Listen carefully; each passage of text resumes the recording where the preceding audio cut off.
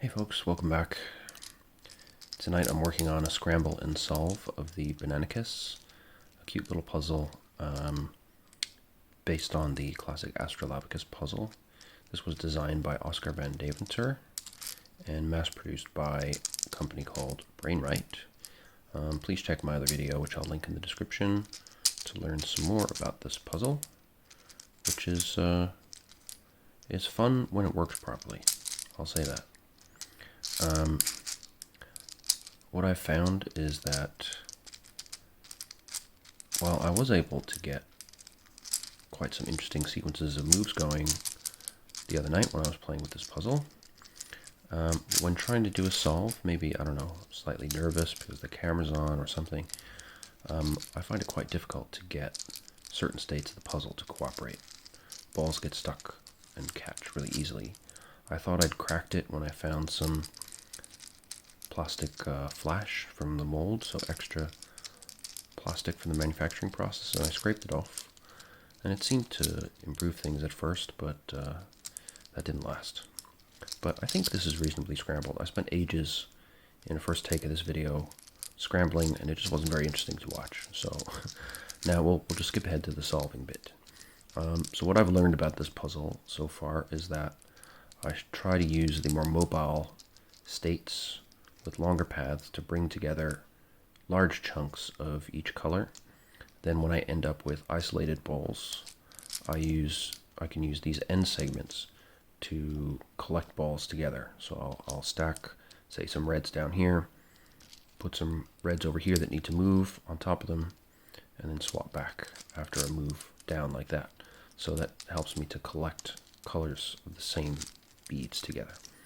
So ultimately, it's not a very difficult puzzle, I think, but it's fun, and the movement is interesting. So I'm going to start here by just trying to collect a decent amount of reds on this side, which, yeah, I'm pretty much okay on that front already. Then if I can bring some reds over to the right and swap back. Is that going to work? So what I need is for...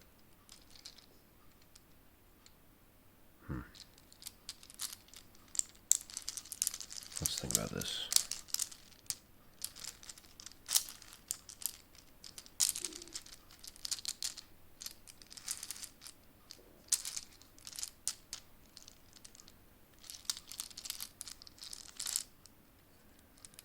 Yeah, this should be okay.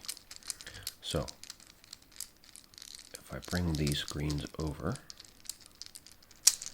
swap,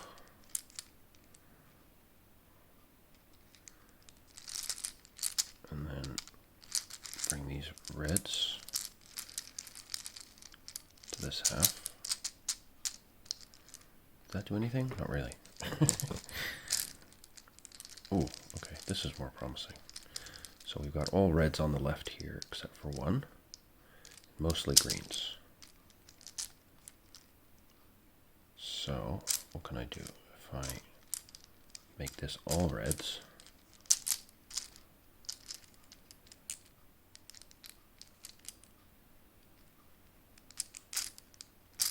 and then bring all the greens over,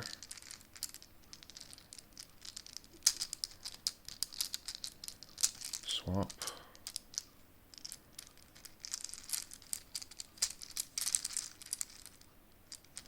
try and mass reds over here,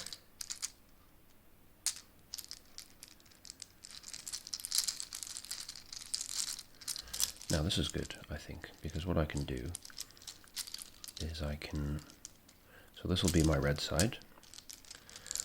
Now I can bring all three of these greens over in the end segment, and I can swap them for two reds and a green.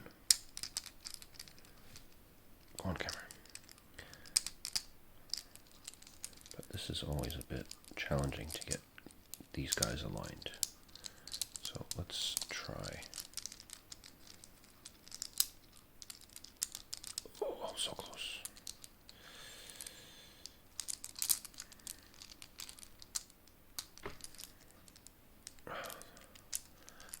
Again, I apologize for the camera. It's not coping too well with this. I think the movement is making the autofocus go a bit mental. Movement is also making my brain go a bit mental. So all I want to do is swap these 3 greens with these 3 balls. There we go. You see, now we're down to 2 mismatched beads here and 2 here. So what I want to do is bring a red here. Yeah, and if I have 2 reds and a green, then I can position the red. Might be here, might be the other side, but we'll experiment. What I want to do is pair the 2 reds up with this red and bring the greens over on the other side. So I'm trying to keep things in blobs of 3.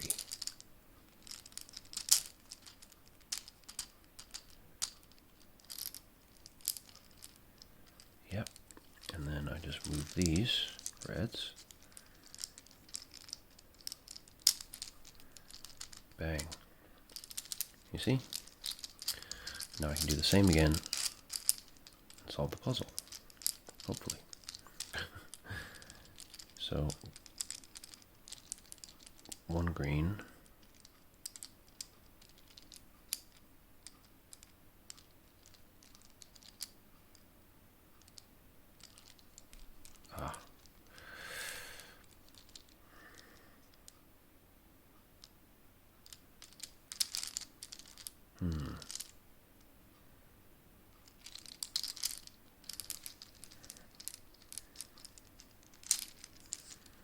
Is it possible to do this with a movement of the long segments? That would be intriguing. If I just position these like so.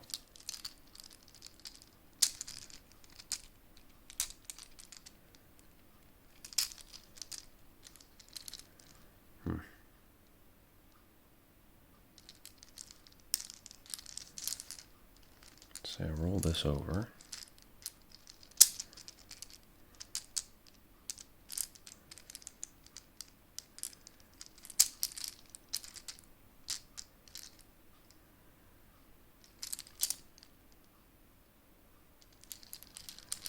Okay, I did this before and it was very easy with 1 ball left.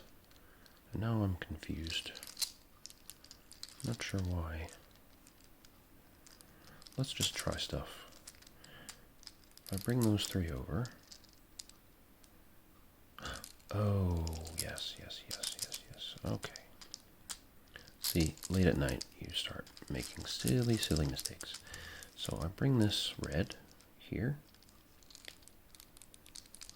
Then swap these like so. Now I have 3 reds, 3 greens. Then I just move the reds into the last segment. I want the camera to be focused.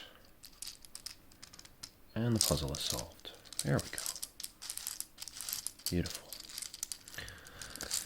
So, with a little bit of effort and a few deep breaths here and there to stay calm, needn't be too frustrating to work with this puzzle. It is a bit catchy. It's kind of sad that the longer arrangements where you have, a sinuous path all around the whole puzzle for everything to move don't really work very well. So scrambling and solving, I basically avoided all of those states. I think with those states you probably could do some pretty elegant solutions because, as you can see, the puzzle's not super complicated. But unfortunately, it doesn't work so well. I do think with a bit of TLC, this puzzle could be fixed up. Or if you just had balls that didn't move around so much, were more tightly packed, then you wouldn't end up, constantly jiggling the puzzle around looking for when you can make a turn, and probably that would mean you could spend more time paying attention to alignment and run into less of these problems. As I said in the previous video about this puzzle, I have two of them so that one of them can be modified, and what I'm going to do is replace the 2 bead colors with 4 bead colors, and that should up the difficulty significantly. I'm also hoping to color the outsides perhaps with stickers so that there'll be certain segments where certain colored balls need to live in the solved state, much like the original Astrolabicus.